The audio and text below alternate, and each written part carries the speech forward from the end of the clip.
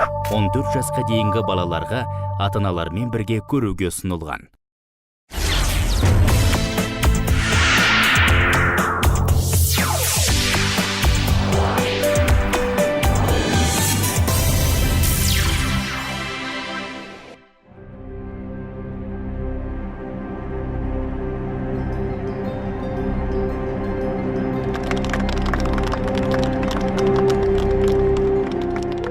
Ендеше біз өз өңіріміздің даму үшін аянбай еңбек етуіміз керек. Әр азамат азаматша өз елінің патриоты болу керек. Міне айналайындар. Айтайын дегенім осы. Рахмет сендерге.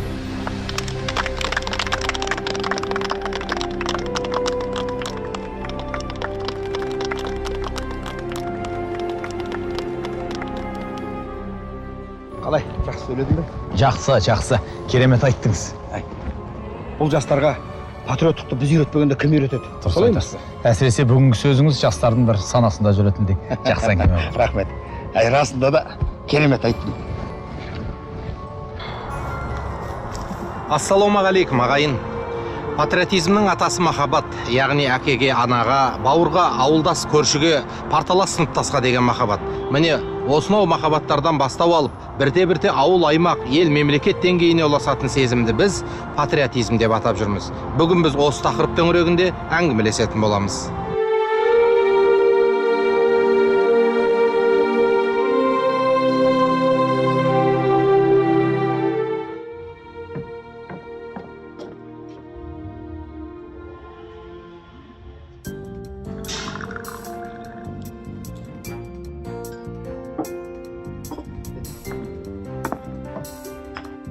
Балам қазір Европада. Нағыз патриот. Бөлмесінде туымыз ілініп тұр. Ел таңба бар.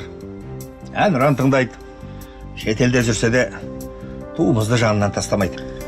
Керемет. Нешінші курста оқиды? Оқымайды. Бітірген. Қазір жұмыс қарастырып жатыр. Жұмыс қарастырып жатыр ма? Европада ма? Иә. Сол жақта қала бер дедім. Оқуын бітірді, білімін алды. Енді карьерасын сол жақта жалғастырсын. Бұл елде не бар оған? Бірақ патриот дейсіз ғой. Иә, патриот. Нағыз патриот десе де болады. Жалаушалар желбіретіп, ұранды сөздер айту патриотизмнің негізі көрсеткіш емес. Шын патриот сөзімен ісі қабысатын адам. Ол қандай да бір өнегелі істі алдымен өзі жасайды, сосын өзгелерді жақсылыққа шақырады. Тоқтаңыз Ардақ. Сіз жаңа ғана... Не болды? Сіз жаңа ғана жастардың алдында пікір айттыңыз. Елді бірге көркейту жайлы әдемі сөйледіңіз ғой. Ендеше біз өз өңіріміздің даму үшін аянбай еңбек етуіміз керек. Әр азамат азаматша өз елінің патриоты болу керек. Міне айналайындар. Айтайын дегенім осы. Рахмет сендерге. Отансүйгіштік жайлы ойларыңыз қатты ұнады маған. Ал. Бірақ сіздің балаңыз шетелде қалыпты. Бұл қалай сонда? Елдің көркеюіне ол атсаспай ма? О, енді бұл елдің болашағы менің балама қарап қалып па? Ұлымнан басқа да бар ғой ел жұрт. Мен сізді түсінбедім. Ой, түсінбейтін несі бар оның? Бұл қалай сонда? Жаңа ғана отансүйгіштік жайлы әдемі сөйлеген адамның өз баласы күнкөрістің кілтін отаннан жырақта іздемек. Әрине жазғыра алмаймыз. Бірақ адам өзгеден патриотизм талап етпек үшін оны алдымен жақын туыстарының бойына сіңіруі керек емес пе? Мұндай мысал өмірде жиі кездесіп жатады. Ендеше патриотизм шынайы және жасанды болып екіге бөлінетін болып тұр ғой.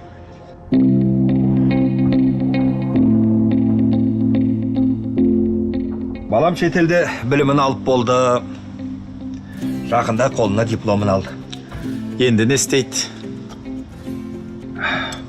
Бір шетелдің жақсы компаниясы жұмыс ұсынып жатыр екен. Қалам дейме сонда? Жоға, шетелден алған білімін ел игілігіне жаратпай ма? Өзі де елге келем, оқыған түйгенімді осы жақта іске асырам деп отыр. Дұрыс Ардақ.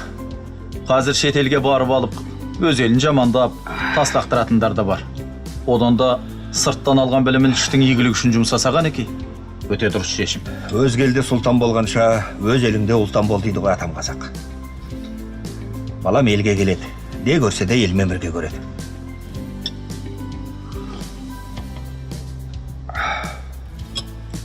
Тектілік қанмен келеді. Отансүйгіштік осының бір көрінісі.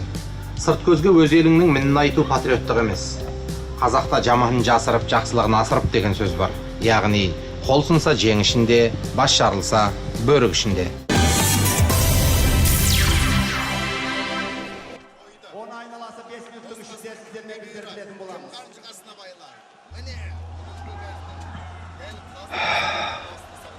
Әй, оңбағандар, Әй, бұна біздің палуан жеңіске жетіп тұрады. Қараш, ана бас қобылысын палуанына беріп жүрді. Негізі жеңіс әділ болды ғой. Жауырыны таза тиді ғой. Өзі де бір мықты жігіт екен. Әй, сен қайдағы әділдікті айтып отырсың? Одан да жерлестеріңе болыспайсың ба? Жерлесіме жақтасам.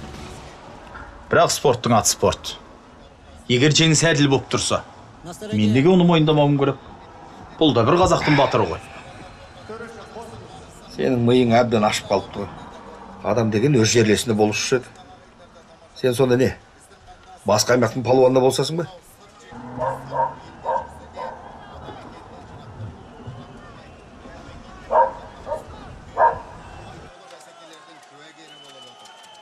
Это на самом деле очень хорошо, конечно же, то, что...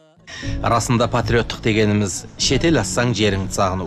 Еліңнің беделі биік, болашағы кемел болғанын қалау. Солай ғой, бұл тұтас мемлекет ұғымына қатысты сезім. Ал енді туған жерге, бала кезде құлдыраңдап жүгірген ауылыңның қырат төбесіне деген құрмет, әр кірпіші ыстық ескі үйіңе деген сағыныш қалай аталады. Ол да патриоттық емес пе? Аумағыңызды құрмет тұтарсыз, бірақ ол жершілдікке ұласып кетсеші. Ұдайы руының, ауылының сойылын соққыш, бөлінуге бейім жандардың әрекетін қалай түсінеміз? Бұл патриоттық емес екені айдан анық. Бұл сүттей ұйыған ынтымақты әретіп, тас қамал бірлікті бұзатын қауіпті құбылыс. Әй, қалайша төзуге болады, Әй, бір жақтан да бір балуан шықсын досы.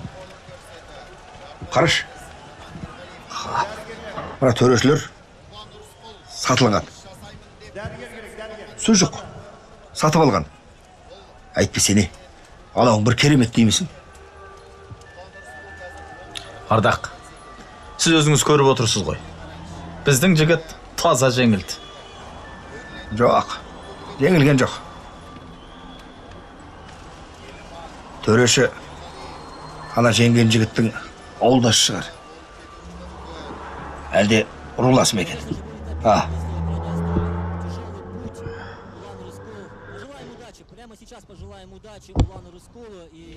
Өз топырағынан шыққан палуанға, спортшыға жанкүйер болу әрине заңдылық. Алайда бұл шегінен асса, жекшілдікке алауыздық апаратын жаман құбылыс.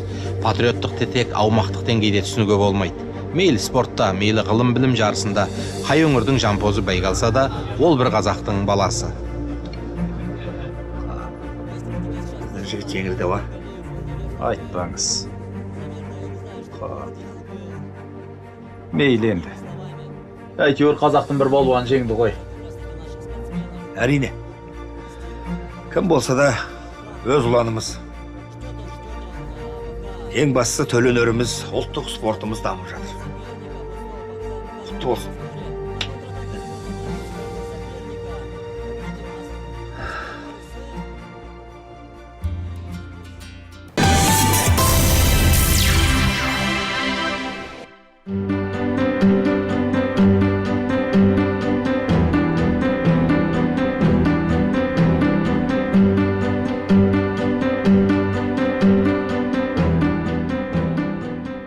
Ежелгі гректерде патриот сөзі құрметті деген мағынаны білдіреді. Кім уақытылы салық төлесе, заңға бағынып қоғамдық өмірге белсене араласса, сол адам құрметті, яғни патриот саналады екен. Елдің жүгі ер мойнында, отан үшін жан пида дейтін қанатты сөздерде қазақ ұлтының отансүйгіштігінің айғағы. Солай де. Біздің патриоттық дегенде бір қалыпқа салып қоятынымыз ұнамайды. Мынау дұрыс емес деп бір қазыққа матап қоямыз. Отансүйгіштік деген ереже ме сонда? Мысалы, елімнің кемшілігін мен өзге біреуге айтқаным, отанымды сатқаным ба? Өз еліңнің кемшілігін өзгенің алдында неге айтуың керек? Жай, енді адам болғаннан кейін айтқың келеді, онда тұрған не бар? Бәлкім әлем адамы болғың келетін шығар. Келсе не бопты. Мен өзімді әлем адамы деп есептеймін. Бізде бір кембағал сана бар секілді. Елді сүй, ол не сөз? Ал елді сүймедім, сонда не болды? Ақпараттың ашықтығы, ғаламтордың қолжетімділігі, әлемдік мәдениеттердің біте қайнасып, түрлі түсініктердің қатар қоныстануына себеп болып жатыр. Бұл табиғи процесс шығар, өйткені бәрі ашық. Ашық әлем, ашық азамат. Бірақ оның мынадай зардаптарын да айтуымыз керек. Мен үшін қарным тойған жердің бәрі өз елім. Мысалы, мұхит ассам да, кәрі құрлыққа жол тартсам да, бәрі менің отаным. Онда сен қазақ жоқ арқан, тоғыры жоқ ту секілді емессің бе? Басың қайда? Негізің қайда? Оның не қажеті бар? Мен әлем адамымын. Патриоттық деген ол шартты ұғым. Ал адамға ең қажеті материалдық құндық.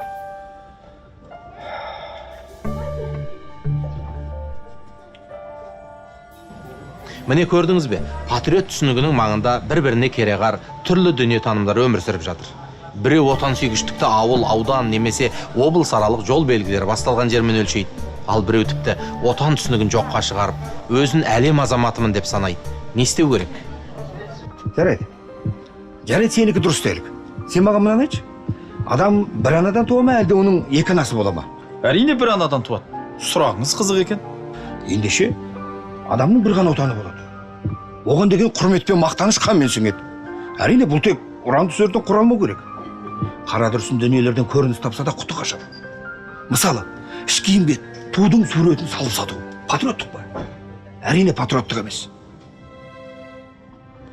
Ендеше патриоттықтың көрінісі өз кәсібіңнің майталман маманы болу, адал кәсіппен нәпақа таба отырып, ел экономикасына сеп болу, әр қазақ менің жалғызым деп кең ойлау, ынтымақ пен бірлікті көздің қарашығындай сақтау деген сөз. Ал балам, елге қош келдің. Қалай? Туған жерді сағындың ба? Әрине әке. Туған елде ел болмас, туған жерде жер болмас деген екен ғой. Шетелде тұрған қалай екен? Ұнадым өзің айту. Шетелде тұрған ұнады, бірақ біздің елдің адамдары туған туысқанмен қарым қатынас әлдеқайда жақсы ғой. Ең бастысы әке, біздің тамақтарымыз сағындым. Иә. Болашаққа не жоспарың бар? Көреміз әке. Бәлкім бір жерден кәсіп ашып, оқыған білгенімді қолданармын. Ең бастысы еліміз аман, жұртымыз тыныш болса, екі оқуға бір күрек табылады ғой әке. Ай, бәрекелді. Жарадың. Ал, шайыңды ала.